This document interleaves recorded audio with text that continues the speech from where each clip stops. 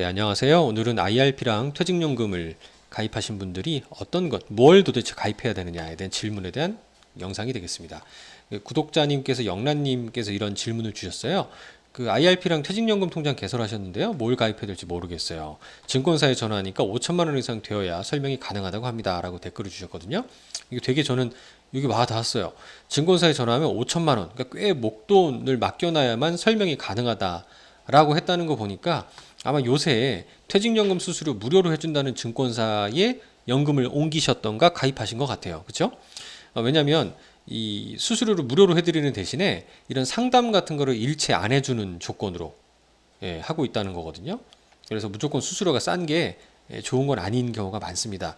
물론 이제 제가 제 이제 이 유튜브 영상에다 댓글로 남겨주시면 뭐 제가 상담해드릴 수는 있을 것 같아요. 아마 피드백이 바로바로 이렇게 실시간으로 드리진 못하더라도 여러분의 질문은 항상 제가 환영하고 있다는 말씀을 먼저 드리고, 이런 기사 보셨을 거예요.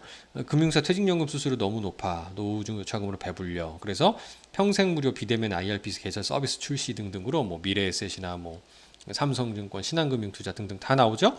그런데 대부분 물어보면 그냥 상담도 안 해줘요.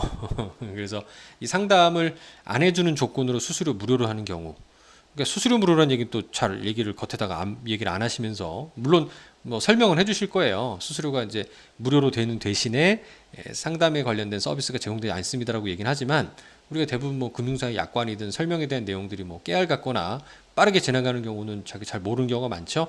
이런 그 퇴직연금 수수료 무료로 해준다는 얘기에는 여러분이 주유할 때 셀프 주유소 가서 주유하시는 것과 같은 개념으로 보시면 될 것 같아요. 따로 주유해 주시는 분이 없다는 얘기죠. 여러분이 알아서 해야 되는 거고요. 퇴직연금 사업자별 수수료가 높다라고 이런 참여연대에서 최근에 발표를, 요 표를 들어서 하신 것 같아요. 수수료율이 삼성생명이 가장 높죠. 0.66 정도 되는데, 요거는 확실히 정기예금 등의 원리금 보장형 상품 금리가 낮아지는 추세다 보니까 수수료가 이렇게 커 보일 수밖에 없어요. 1.79에 0.66이면 상당히 높잖아요. 수수료가. 그렇죠? 그래서 이거는 이렇게만 보면 참여연대 말씀이 맞긴 합니다. 특히 DB의 경우는 회사에서 알아서 굴리는 거거든요. 우리 근로자분들이 개입할 여지가 없죠. 근데 만약에 DC라든가 영란님이 질문해준 IRP 같은 경우는 좀 상황이 달라요. 왜냐하면 DC는 회사에서 1년에 한 번씩 여러분의 그 퇴직연금 계좌로 돈을 넣어주는 거예요. 그리고 IRP도 여러분이 돈을 납입하는 거죠. 그럼 그 뒤에 운용은 누가 하는 거예요? 정기예금으로 할지 펀드로 할지는 여러분이 결정하는 거라고 지난번 영상에도 말씀드렸잖아요. 즉 여러분이 거래하시는 금융회사에다가 적극적으로 상담을 문의하시고 가입하셔야 되는 겁니다. 그게 여러분 권리예요. 만약에 수수료만 비싸다고 하시고 참여연대 말이 맞아 그러고 막 사업자를 비난하면요, 결과적으로는 수수료 낮춰버리고 대신에 상담 같은 결국 투자자분들, 여러분께 도움이 되는 서비스는 안 하는 쪽으로 바뀌게 될 겁니다. 그러면 여러분이 알아서 하셔야 되니까 좀 불편하시겠죠? 이게 하나를 얻고 하나를 잃는 거예요. 그래서 저는 투자하시기에 적합한 상품으로 항상 자산 배분되는 TDF를 말씀드립니다. 요새 증권사로 가셔서 ETF 하시는 거 좋은데요, 너무 특정 섹터 ETF, 뭐 반도체 ETF다, 또는 미국의 나스닥 ETF다, 뭐 등등, 또는 중국 ETF다, 이렇게 특정한 섹터, 특정한 나라의 ETF로 몰빵하는 거는요, 과거 펀드 투자에서 아픈 경험을 가진 경험이 되게 많았습니다.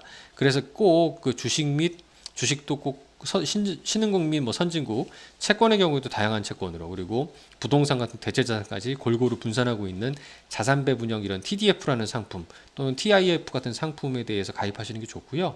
이런 TDF나 TIF는 은행에서도 판다니까요. 굳이 안 옮기셔도 돼요. 그리고 한번 비교해 보세요.